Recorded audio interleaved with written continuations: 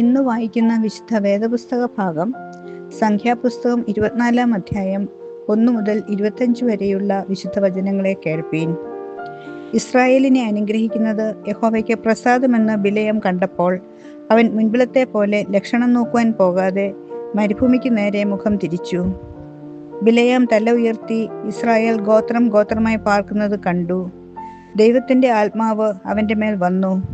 അവൻ സുഭാഷിതം ചൊല്ലി തുടങ്ങിയത്: ബെയോരിന്റെ മകനായ ബിലെയാം പറയുന്നു, കണ്ണടച്ചിരിക്കുന്ന പുരുഷൻ പറയുന്നു, ദൈവത്തിന്റെ അരുളപ്പാട് കേൾക്കുന്നവൻ, സർവശക്തന്റെ ദർശനം ദർശിക്കുന്നവൻ, വീഴുമ്പോൾ കണ്ണ് തുറന്നിരിക്കുന്നവൻ പറയുന്നത്: യാക്കോബേ, നിന്റെ കൂടാരങ്ങൾ, ഇസ്രായേലേ, നിന്റെ നിവാസങ്ങൾ എത്ര മനോഹരം! താഴ്വര പോലെ അവ പരന്നിരിക്കുന്നു. നദീതീരത്തെ ഉദ്യാനങ്ങൾ പോലെ, യഹോവ നട്ടിരിക്കുന്ന ചന്ദനവൃക്ഷങ്ങൾ പോലെ, ജലാന്തികയുള്ള ദേവദാരുക്കൾ പോലെ തന്നെ. അവന്റെ തൊട്ടികളിൽ നിന്ന് വെള്ളം ഒഴുകുന്നു. അവന്റെ വിത്തിന് വെള്ളം ധാരാളം. അവന്റെ അരജൻ ആഗാഗിലും ശ്രേഷ്ഠൻ. അവന്റെ രാജ്യത്വം ഉന്നതം തന്നെ. ദൈവം അവനെ മിസ്രയീമിൽ നിന്ന് കൊണ്ടുവരുന്നു. കാട്ടുപോത്തിന് തുല്യമായ ബലം അവനുണ്ട്. ശത്രുജാതികളെ അവൻ തിന്നുകളയുന്നു. അവരുടെ അസ്ഥികളെ അവൻ തകർക്കുന്നു. അസ്ത്രമെയ്ത് അവരെ തുളയ്ക്കുന്നു.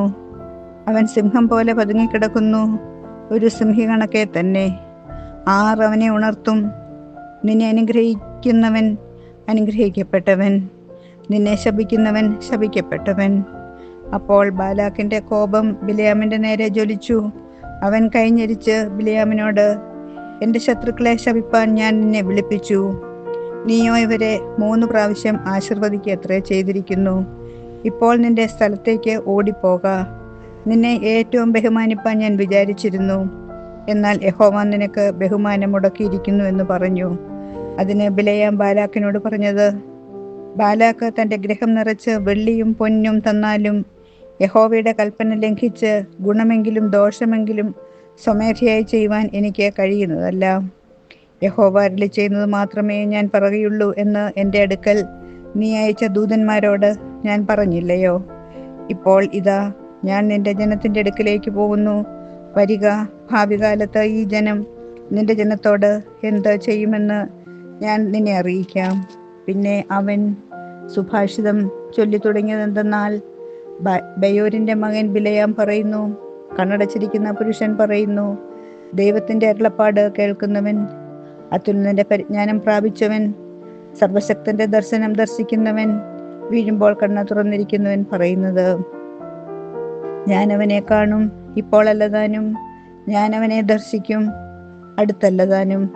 യാക്കോബിൽ നിന്ന് ഒരു നക്ഷത്രം ഉദിക്കും, ഇസ്രായേലിൽ നിന്ന് ഒരു ചെങ്കോൽ ഉയരും. അത് മോവാബിന്റെ പാർശ്വങ്ങളെയെല്ലാം തകർക്കുകയും തുമുലപുത്രന്മാരെയൊക്കെയും സംഹരിക്കുകയും ചെയ്യും. ഏദോം ഒരു അധീനദേശമാകും, ശത്രുവായ സേയീരും അധീനദേശമാകും. ഇസ്രായേലോ വീര്യം പ്രവർത്തിക്കും. യാക്കോബിൽ നിന്ന് ഒരുത്തൻ ഭരിക്കും, ഒഴിഞ്ഞുപോയവരെ അവൻ നഗരത്തിൽ നിന്ന് നശിപ്പിക്കും.